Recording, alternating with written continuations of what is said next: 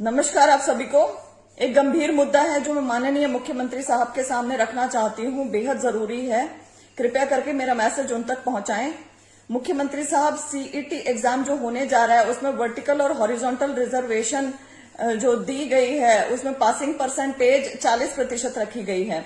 ऐसे में जो एक्स सर्विसमैन कैंडिडेट्स हैं, हमारे देश के जवान जो 20-25 साल सेवा देकर आते हैं सेना में अपनी, उनकी पासिंग परसेंटेज भी 40% है। यदि हम पिछले उनके रिजल्ट उठाकर देखें तो 20 या 30% से ज्यादा कभी भी उनकी कट ऑफ नहीं गई है। ऐसे में 40% कट ऑफ होने का अर्थ यह है कि वे उत्तीर्ण ही नहीं कर पाएंगे सीईटी। यह मामला इसलिए भी गंभीर हो जाता है कि उनकी जो पोस्ट है वो बैकलॉग नहीं बनाती हैं और जो भी उनकी पोस्ट रहेंगी वो उनकी रिस्पेक्टिव कैटेगरीज के नॉन ईएसएम कैंडिडेट से भर दी जाएंगी। यहाँ पर एक जो साजिश की बू आती है ये बेहद गलत है। बेशक सरकार ने ऐसा ना सोचा हो और जनरली ऐसे दे दिया हो तो भी उनकी यदि पोस्ट पे नॉन ईएसएम कैंडिडेट सिलेक्ट होंगे तो ये बहुत बड़ा इशू बनेगा प्रदेश के अंदर और सरकार की किरकिरी इसमें लाजमी है, होगी। तो इसलिए सरकार इसके ऊपर गंभीरता से सोचे। मैं इसको इसलिए भी हाईलाइट कर रही हूं क्योंकि इसका एक आधार है। मैं एक लेटर आपको पढ़ के बताना चाहती हूँ।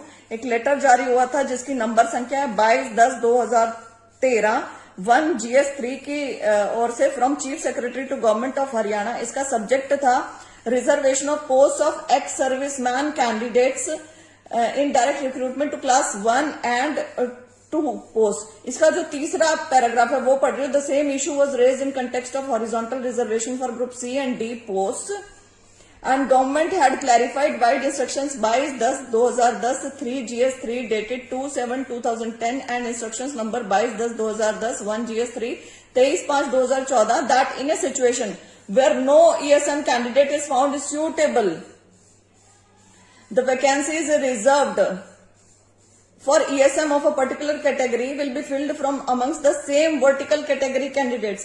कहने का अर्थ ये है कि यदि सूटेबल ईएसएम कैंडिडेट्स नहीं मिले तो नॉन ईएसएम कैंडिडेट से वो पोस्ट भर दी जाएंगी। तो जो औचित्य है इस वर्ग को ये रिजर्वेशन देने का वो डिफीट हो जाएगा, पर्पस डिफीट हो जाएगा सरकार का कि इस वर्ग को ये नौकरी मिलनी चाहिए और उस वर्ग को वो नौकरी ना जाके नॉन ईएसएम कैंडिडेट्स को नौकरी मिलना। तो वो बेहद गंभीर एक मामला बन सकता है इन फ्यूचर। इसके ऊपर सरकार बेहद गंभीरता से सोचे व इसके ऊपर उचित संज्ञान ले और समाधान करें इसका। बहुत बहुत धन्यवाद।